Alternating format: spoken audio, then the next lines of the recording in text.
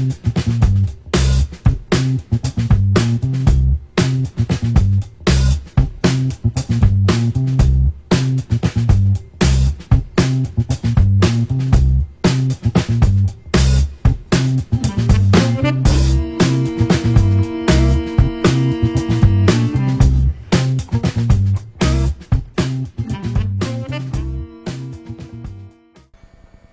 YouTube, Jay Kilroy here, back for a little Shop ADHD 16. First things first, some bad news.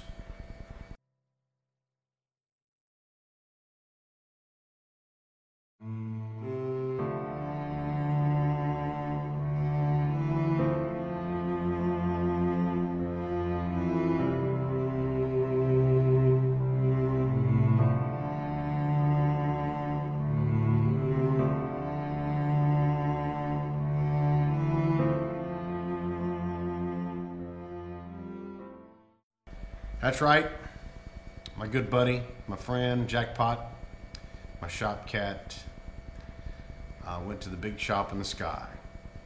He was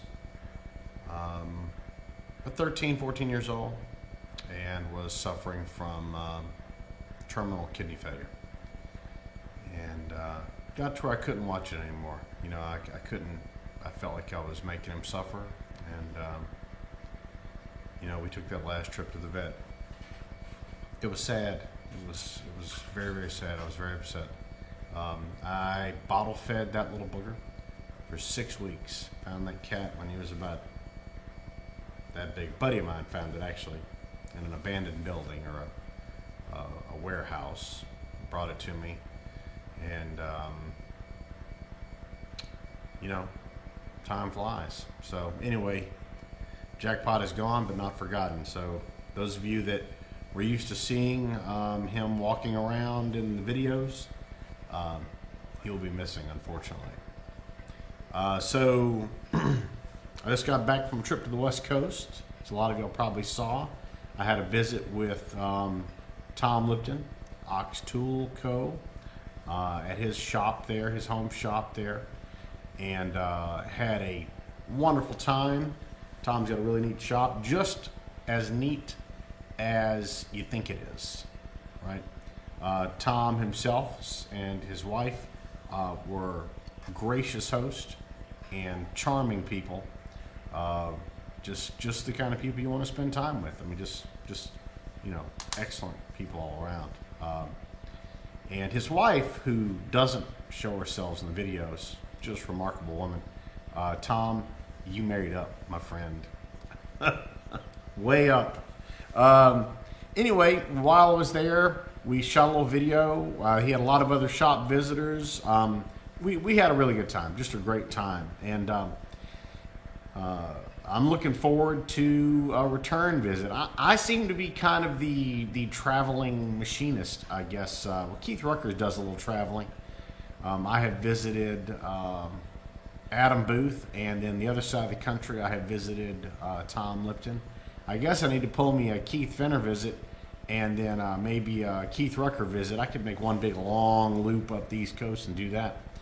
But it really is enjoyable to visit other folks' shops and get to talk to these people in person.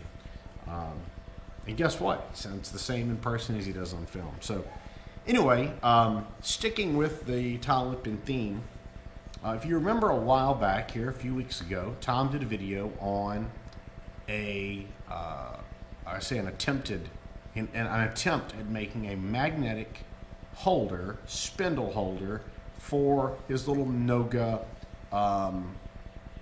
indicator arm that he wanted to use.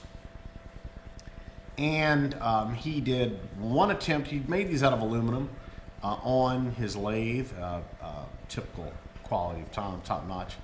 And but he never really got the grip that he was looking for. It would hold, but it just wasn't tight. Not tight enough for you to risk hanging a, $140 test indicator off the end of. So anyway, Tom did that first one. I drew it up and printed it.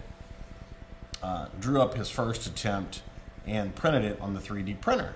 because I've been having a lot of fun with the 3D printer. And so this is basically a copy of Tom's initial CAD drawing. Then Tom did some modifications to it. He stuck some magnet in there inside. It still didn't really increase the grip.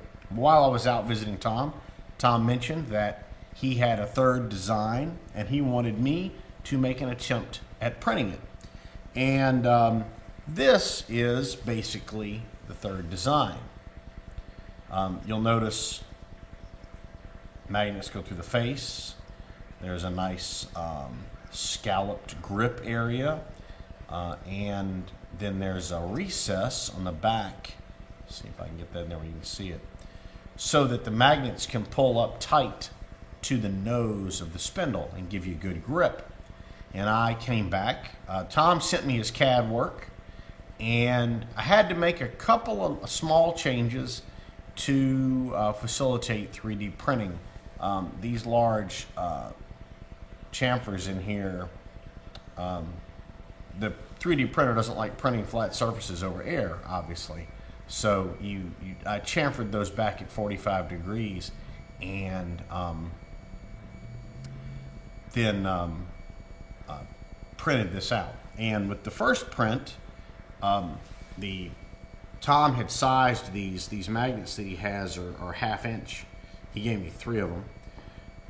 They're ½ by, I guess, about I don't know, a little under 1/4 thick. I put the magnets in this thing right here, and I had to do a lot of, see if you can see it, on the actual taper that fits the spindle.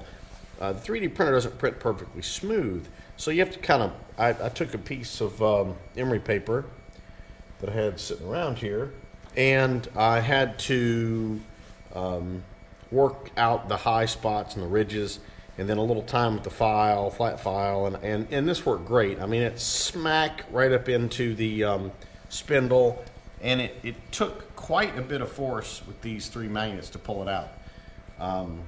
Be easier with an indicator holder in it. You could pretty easily, but it was very firm. I would have no problem hanging a full-size Noga indicator arm and a 3-inch AIM steel body indicator off the bottom of this thing to tell you how good this thing grips. So anyway, this was my first pass at Tom's third revision for the indicator holder. So I didn't want to have to do so much handwork to make the taper fit. So what I did then was I went back to the drawing, and I basically changed a couple features in Tom's drawing to get rid of this interior section of the taper, just leaving this top and bottom section to engage the R8 taper. And here's the first one that I did like that. And you'll see it, you'll see in a second. I still had to, just take it and smooth it out a little bit with some emery paper, and it holds quite well with these 3 magnets in there. I also put the proper size hole in the bottom for a heat set 6mm insert, which I should get in probably tomorrow. And then, in order to reduce print time, I tapered a bunch of material out of the ID. It doesn't serve any purpose, and it greatly reduces the print time, just not to print this, unnecessary material. So this is kind of where we're at. I'm gonna move the camera around, and we're gonna click this baby into the spindle, and just to give you a little demo of how well this thing grips.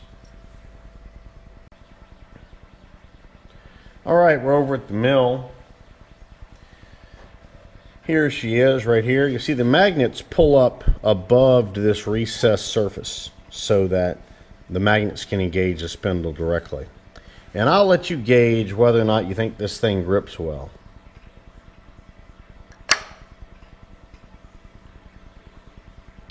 I don't know about you, but that's pretty good. There isn't any side-to-side motion here. And in order to get it out of the spindle, you really got to pull on it. I mean, that's a significant amount of grip there. One of the things I did do is I played around with the hole size so that the hole would take the magnet directly and very firmly. In order to put the magnets in here, I just put them down on a solid surface like my steel workbench surface, and then I just pressed this down on top of it, and the magnets seat very, very firmly. So no epoxy is necessary. They're not coming out, right? I can put it down here on the Curt. They don't move, so no adhesives are necessary. So there you go.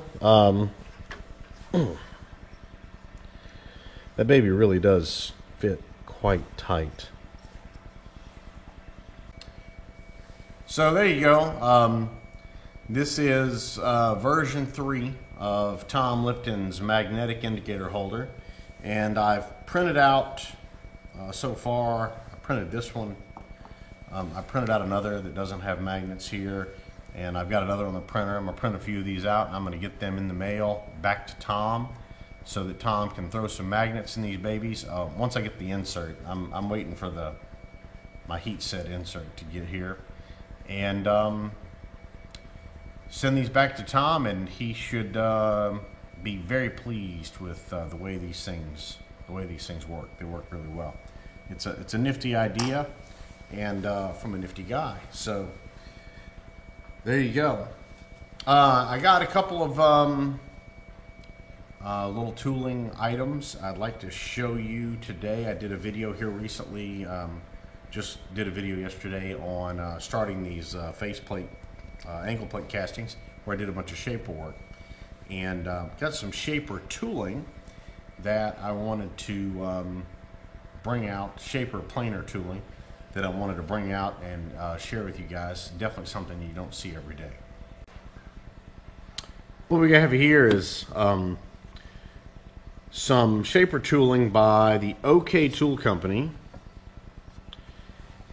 and this is vintage stuff. Here's the actual tool holder. See if you can get that in there good. The OK Tool Company Inc., patent pending, Shelton, Connecticut.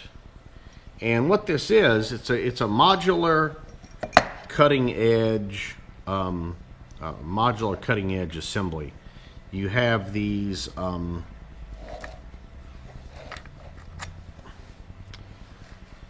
forged cutting bits that have a serrated face on the back and an angled locking groove that fit in here like so. And then this clamp, this is kind of your original inserted tooling, right? This clamps down, pushes the cutting bit into the serrations and pulls it back up into this V-groove in the back. And this set that I have here, you could easily believe that it had been rarely, if ever, used. As you can see by looking, there's all sorts of different cutting bits, cutting tips here. This is a grooving.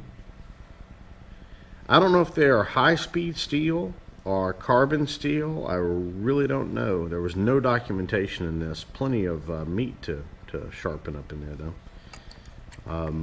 And then it comes with this neat grip to allow you to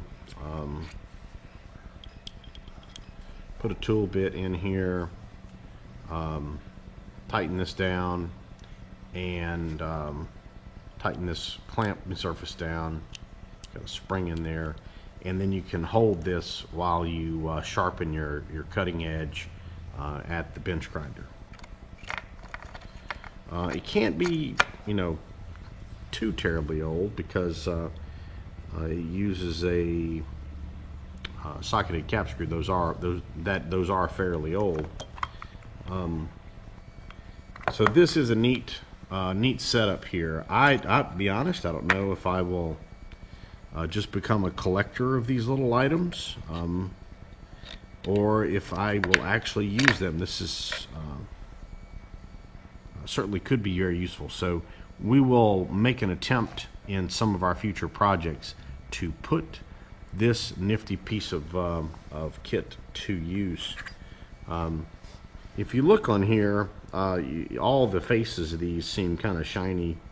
It's because I have lanolin on here as a rust preventative on the cutting edges, and lanolin is wool grease, and it's a great rust preventative. It also smells like a ski chalet, so there you go. Okay guys, there you go. Got a box full of these adapters ready to go out to Tom with the inserts in them there. And it's kind of a short little shop ADHD. Be honest, I haven't been real motivated to come into the shop. Without Jackpot here, cats are, you walk through the door and they come to the door and greet you, their tail up and meowing and griping because the food bowl didn't have food in it. So it just felt kind of empty in here. I'll get over it and get back on the projects I have going on around here. Keep working on these angle plates and the pacemaker, and I got a bunch of other projects lined up too. So anyway, be safe in the shop, and I'll be back with you soon.